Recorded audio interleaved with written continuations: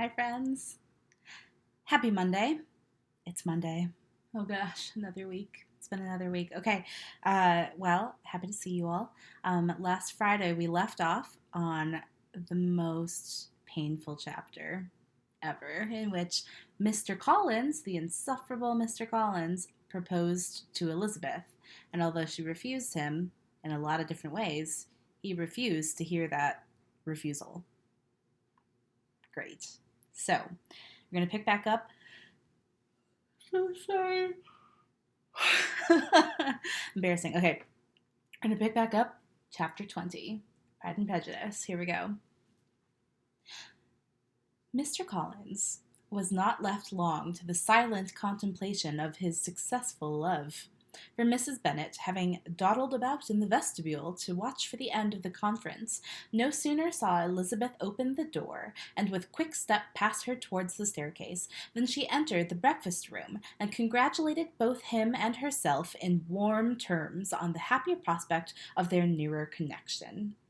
Mr. Collins received and returned these felicitations with equal pleasure, and then proceeded to relate the particulars of their interview, with the result of which he trusted he had every reason to be satisfied, since the refusal which his cousin had steadfastly given him would naturally flow from her bashful modesty and the genuine delicacy of her character. This information, however, startled Mrs. Bennet. She would have been glad to be equally satisfied that her daughter had meant to encourage him by protesting against his proposals, but she dared not believe it, and could not help saying so. "But depend upon it, Mr. Collins," she added, "that Lizzie shall be brought to reason. I will speak to her about it myself directly. She is a very headstrong, foolish girl, and does not know her own interest, but I will make her know it." "Pardon me for interrupting you, madam," cried Mr. Collins, "but if she is really headstrong and foolish, I know not whether she would altogether be a very desirable wife to a man in my situation, who naturally looks for happiness in the marriage state. If, therefore, she actually persists in rejecting my suit, perhaps it were better not to force her into accepting me, because, if liable to such defects of temper, she could not contribute much to my felicity."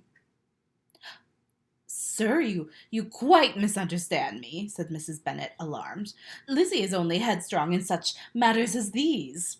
In everything else, she is as good-natured a girl as ever lived. I will go directly to Mr. Bennet, and we shall very soon settle it with her, I am sure." She would not give him time to reply, but, hurrying instantly to her husband, called out as she entered the library, "Ah, Mr. Bennet, you are wanted immediately. We are all in an uproar. You must come and make Lizzie marry Mr. Collins, for she vows she will not have him, and if you do not make haste, he will change his mind and not have her." Mr. Bennet raised his eyes from his book as she entered, and fixed them on her face with a calm unconcern which was not in the least altered by her communication. "I have not the pleasure of understanding you," said he, when she had finished her speech. "Of what are you talking?" "Of Mr. Collins and Lizzie. Lizzie declares that she will not have Mr. Collins, and Mr. Collins begins to say that he will not have Lizzie." "And what am I to do on that occasion? It seems a hopeless business." "Well, speak to Lizzie about it yourself. Tell her that you insist upon her marrying him." "Let her be called down. She shall hear my opinion." Mrs. Bennet rang the bell, and Miss Elizabeth was summoned to the library. "Come here, child," cried her father as she appeared. "I have sent for you on an affair of importance. I understand that Mr. Collins has made you an offer of marriage. Is it true?" Elizabeth replied that it was. "Very well, and this offer of marriage you have refused?" "I have, sir." "Very well. We now come to the point. Your mother insists upon your accepting it. Is it not so, Mrs. Bennet?"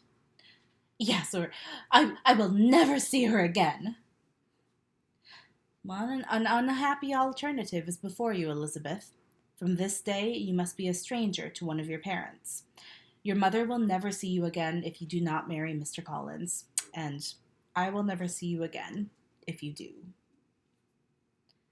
Elizabeth could not but smile at such a conclusion of a beginning, but Mrs. Bennet, who had persuaded herself that her husband regarded the affair as she wished, was excessively disappointed. "What do you mean, Mr. Bennet, by talking this way? You promised me to insist upon her marrying him." "My dear," replied her husband, "I have 2 small favors to request. First, that you will allow me the free use of my understanding on the present occasion, and secondly, of my room. I shall be glad to have the library to myself as soon as may be."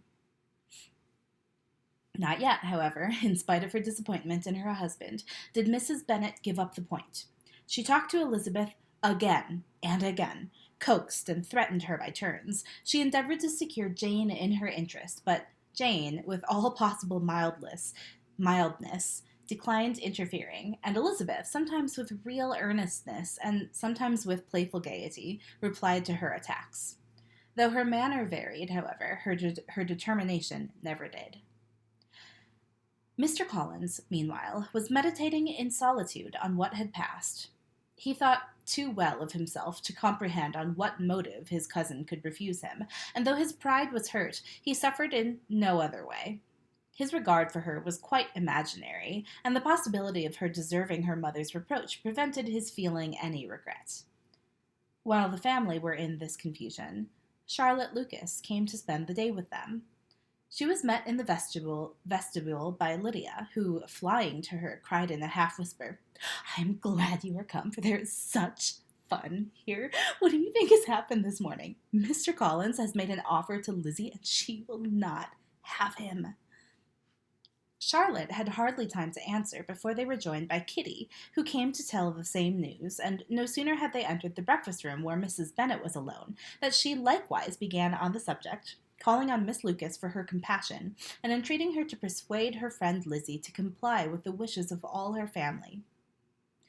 "Pray do, my dear Miss Lucas," she added in a melancholy tone, "for nobody is on my side, nobody takes part with me.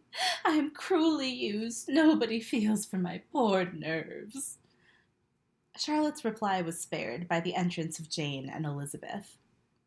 "Ah, there she comes," continued Mrs. Bennet, "looking as unconcerned as may be, and caring no more for us than if we were at York, provided she can have her own way. But I tell you what, Miss Lizzie, if you take it into your head to go on refusing every offer of marriage in this way, you will never get a husband at all, and I am sure I do not know who is to maintain you when your father is dead. I shall not be able to keep you, and so I warn you. I have done with you from this very day. I told you in the library, you know, that I should never speak to you again, and you will find me as good as my word. I have no pleasure in talking to undutiful children. Not that I have much pleasure, indeed, in talking to anybody. People who suffer, as I do, from nervous complaints can have no great inclination for talking. Nobody can tell what I suffer, but it is always so. Those who do not complain are never pitied." Her daughters listened in silence to this effusion, sensible that any attempt to reason with or soothe her would only increase the irritation. She talked on, therefore, without interruption from any of them, till they were joined by Mr. Collins, who entered with an air more stately than usual, and on perceiving whom, she said to the girls, "Now, I do insist upon it that you, all of you, hold your tongues and let Mr. Collins and me have a little conversation together." Elizabeth passed quietly out of the room. Jane and Kitty followed, but Lydia stood her ground, determined to hear all she could, and Charlotte detained first by the civility of Mr. Collins, whose inquiries after herself and all her family were very minute, and then by a little curiosity, satisfied herself with walking to the window and pretending not to hear. In a doleful voice, Mrs. Bennet thus began the projected conversation. "Oh, Mr. Collins!" "My dear madam," replied he, "let us be forever silent on this point. Far be it from me," he presently continued, in a voice that marked his displeasure, to resent the behavior of your daughter. Resignation to inevitable evils is the duty of us all, the peculiar duty of a young man who has been so fortunate as I have been in early preferment, and I trust I am resigned. Perhaps not the less so from feeling a doubt of my positive happiness had my fair cousin honored me with her hand, for I have often observed that resignation is never so perfect as when the blessing denied begins to lose somewhat of its value in our estimation. You will not, I hope, consider me as showing any disrespect to your family, my dear madam, by thus withdrawing my pretensions to your daughter's favour, without having paid yourself and Mr. Bennet the compliment of requesting you to interpose your authority in my behalf. My conduct may, I fear, be objectionable in having accepted my dismission from your daughter's lips instead of your own. But we are all liable to error. I have certainly meant well through the whole affair. My object has been to secure an amiable companion for myself, with due consideration for the advantage of all your family, and if my manner has been at all reprehensible, I here beg leave to apologize. That's it. Yikes. Mr. Collins, the worst. Super full of himself. Also, Mrs. Bennet, no. The most unself-aware. Whew. All right. I think that was enough. That was enough awkward for one day. So, thanks for tuning in. Join me tomorrow. Chapter 21. We're cruising. Chapter 21 of Pride and Prejudice. As always, stay safe. Take care of yourself. Take care of your loved ones. Everybody stay inside. Stay inside, do your best, and say something nice. If you know anyone out there working in grocery stores, in hospitals, anywhere like that, like any of our essential workers, just let them know that you're thinking about them. Let them know that you appreciate what they're doing and that you're advocating for better pay and rights for them. Cool. All right, everyone, take care. I'll catch you tomorrow, 7 p.m. Mountain Standard Time, Tuesday, for Chapter 21 of Pride and Prejudice. Everybody stay safe.